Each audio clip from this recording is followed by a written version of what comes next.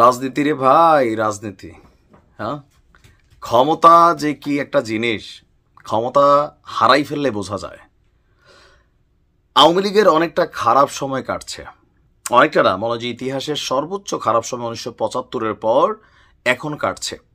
একদিকে আওয়ামী লীগের নিবন্ধনও বাতিল হয়েছে, নির্বাচনেও তারা অংশগ্রহণ করতে পারবে না, দল হিসাবে নিষিদ্ধের প্রক্রিয়া শতভাগ চলছে।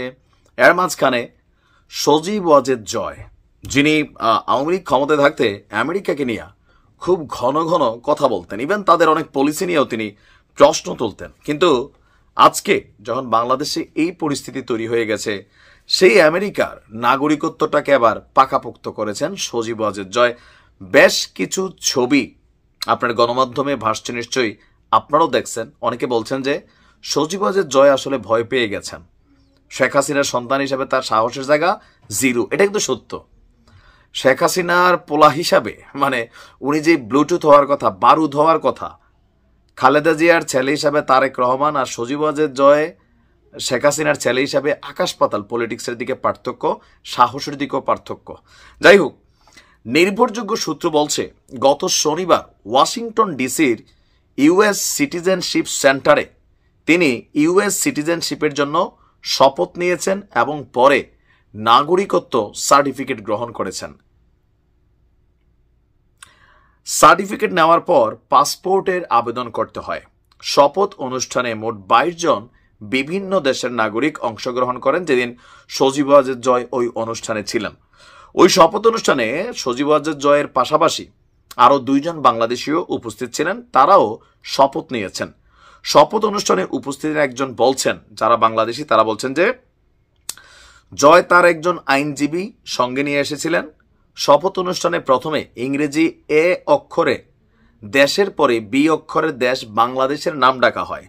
যে 3 জন বাংলাদেশি এই শপথ নিয়েছেন তাদের মধ্যে সজীব ওয়াজেদ জয় ছিলেন সিরিয়ালে থাকা দ্বিতীয়তম ব্যক্তি।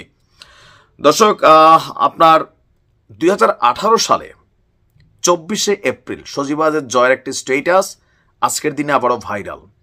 তিনি তার ভেরিফাইড ফেসবুক পেজে তখন দাবি করেছিলেন যে সবার অবগতির জন্য জানিয়ে রাখি, আমার কোনো বিদেশি পাসপোর্ট নেই। যুক্তরাষ্ট্রে আমার স্থায়ীভাবে বসবাসের অনুমতি আছে, কিন্তু পাসপোর্ট নেই। এখন তিনি নাগরিকত্ব যেহেতু নিয়েছেন, পাসপোর্টও নেবেন, এটা 100%। তবে এই যে একটা কি বলা হয় যে ক্রান্তিকাল চলছে শেখ পরিবারের, মোটামুটি শেখ পরিবারের নাম নিশানা ঠিকানা যা আছে, সেই বঙ্গবন্ধু থেকে শুরু করে আজকের দিন পর্যন্ত যারাই এই পরিবারগুলোর সাথে কানেক্টেড, প্রত্যেকের উপর দিয়ে একটা সাইক্লোন, টর্নেডো, ঘূর্ণিঝড় দেশে বিদেশে মানে সার্বিকভাবে যাচ্ছে। আর এই ঝড় থেকে বাঁচতে হলে আপাতত প্রত্যেকেরই বিভিন্ন দেশের সিটিজেন দরকার। তার মাঝখানে সজীব ওয়াজেদ জয় তিনি সম্ভবত বুদ্ধি করে অথবা আইনজীবীর পরামর্শে তিনি তার নাগরিকত্বটাকে কনফার্ম করে ফেলেছেন। কারণ যদি নাগরিকত্ব গ্রহণ না করেন, তাহলে তাকে যদি ইন্টারপোলের মাধ্যমে ফেরত চাওয়া হয় অথবা সরকার থেকে আপনার সর্বোচ্চ লেভেলে ট্রাই করা হয়, হয়তোবা তাকে আমেরিকা ফিরিয়ে দিত।